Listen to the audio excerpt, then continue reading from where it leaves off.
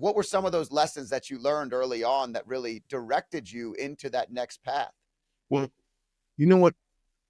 Let me address what you just said, because that's so important. And I never really looked at it that way. But in that locker room, you cannot get more of a actual type A driven, high performance personalities, egos, mindset. They were the top of the top, the creme de la creme at high school and college. And we're all just in one locker room. And if you're not careful, you could miss a lot because you can learn it. One of my mentors playing football, his name was Jackie Slater. And this guy played like 20 years in the league. And one of the lessons, I had so many lessons, but one of the lessons that Jackie taught me was that you always have the proper perspective of what you're doing and where you're at. You have to have the right perspective, because if not, you can get caught up. So let's just look at football, okay? From a fan's perspective, football's a game, right? From the player's perspective, football is a job. From the owner's perspective, football is a business. So Jackie had the right perspective, because we would come to practice in sweatsuits and sleep in our eyes. And, we had gum and, because we just left a party. We went right to practice. But Jackie would come to practice every day in a suit and tie. Now, we are athletes, we're jocks, but he would come to practice, shoes shined, nice slacks, suit and tie every single day. And one day I asked him, I said, Judge, that's his nickname. It's a long story behind that. Judge, why do you come to practice every day? And what he said shocked me. He said, Brother Harper, that's how he talked. Brother Harper, this is a business. And I have to have the same mindset as the owners. And that kind of flew over my head. But I've noticed that the people who do well in business and life have the same mindset of the person or the individuals at the very top. They don't play their role.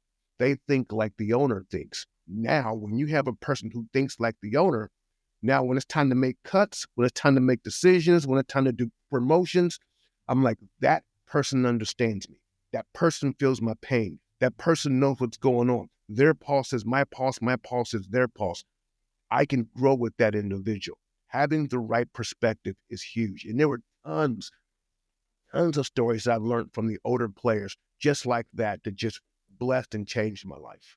What a great mentality. I mean, you're either acting like an owner or you're a borrower. Yeah, And when you're an owner, you're there to be a part in a partnership. And right. and that is an enormous benefit. It's funny when I have two sons and both of them play high level athletics. My oldest son's a Division I college soccer player. My youngest son's playing for a Major League Soccer academy in a high level of play. Both Mhm. of them have that mentality. I used to tell them when they were super young, they would come out hair disheveled, shirts untucked. I'd be like, "Hey, get back in the house, do your hair, make sure it looks good, tuck your shirt in." And it would be we'd drive on the way to the field, and I'd say, "Look good, feel good, play good. We Yeah. need to look our best. We're going out to perform. When you go out to perform, you need to look your best. Yeah. That'll help you feel your best. And when you're out there, it'll help you play your best." Yeah. And I must have told them that like 1,000 times. And it wasn't always popular, by the way, as a father, but Right. you know how it is. Like you do the best you can to help them get that mentality. But it sounds like Slater Judge was leading by example and teaching everybody how to think like an owner, and by looking good, he felt good and he was leading by example, which is really powerful. Yeah. That amongst other amazing examples, amazing stories. And what is so awesome about that is that the lessons that were taught in the moment, you don't catch in the moment sometimes. So your sons aren't going to catch that now, but years later, it'll click. When I was playing at Indiana, Coach Mallory was a stickler. So if the meeting started at 3 o'clock, okay, if you weren't in the meeting at 3 o'clock, God help you. It was Armageddon. It was a mini Armageddon. In fact, he wouldn't let anyone in. And I would watch Coach Mallory. He would sit in his office till 2:59 and 30 seconds. Of course, I would beat him in. And then he would get up and walk into the meeting. being on time is just such. It's just it was just that engraved was so strongly engraved in me because it actually exudes respect and everything else. But those little small little lessons like that of having your shirt tucked in, your jersey tucked in, and if you look at all the top programs in the country, they're the same way. Saban, he would yell at the players, "Why aren't your shirt tucked in?" Like, what the heck? What's that got to do with anything? Well, because if you don't do the small things right, you won't do the big things right.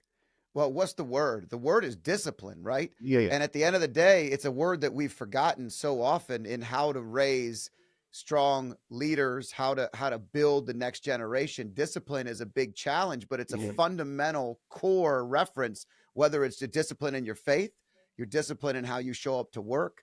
This is everything. And it sounds to me like they were building the disciplines that you used to both educate yourself and learn and then execute once in the NFL and then beyond the NFL into your career. yeah. Execute at a high level.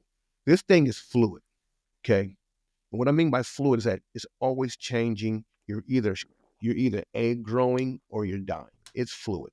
And so you have to be on your game or you have to stay on top of that each and every day. And unfortunately slash unfortunately, you know what? It doesn't always happen, but you always have to push yourself. And at least when you slip, you know what the standard is. I mean, perfect example. I mean, I'm like fully transparent. Yesterday, I came in the office with like an Indianapolis Colts uh, shirt on, pullover, right? And I'm like, mm-mm. I had to check myself on that, even though I wanted to kind of work out in the morning, so this is my battle. It's like, you know what? No, no, no. Put a jacket on when you come in the office as much as possible. So even when you slip, you have to have the, fortitude and the grace to catch yourself and then get back up to where you need to be and just keep moving and keep growing and keep progressing. And as long as you got that fight in you, okay, when you look up, you can get up, you'll always grow. It's when the slack becomes a habit, when the slack becomes a way of life, when the slack becomes, this is who I am, this is my new level, that's when you're in trouble. It's that relaxation, it's that comfort, Yes. right? And Yes. when you get too comfortable, it's really difficult to continue to grow because Right. comfort doesn't yield growth. Uncomfortability yields that growth. Right. And it's easy to get a little comfortable. You hit a level of success and you go, this is nice. Maybe I'll get that workout in at a random part of the day and I'll wear the sweatshirt. And your intent was good, Right. but you caught yourself because your standard and your values were different. And Right. you had to remind yourself, which is what we all have to do on a regular basis. Mhm.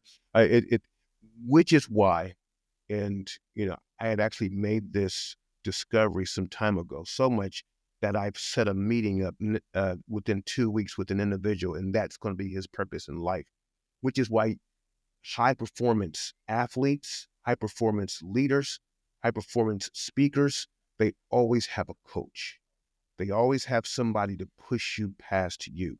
They always have somebody to just antagonize the heck out of you. When you play sports, and I can tell you play sports just by your energy and your actual demeanor, was the coach always satisfied with you? Coach was never satisfied with you. He was like, good job, yeah, yeah.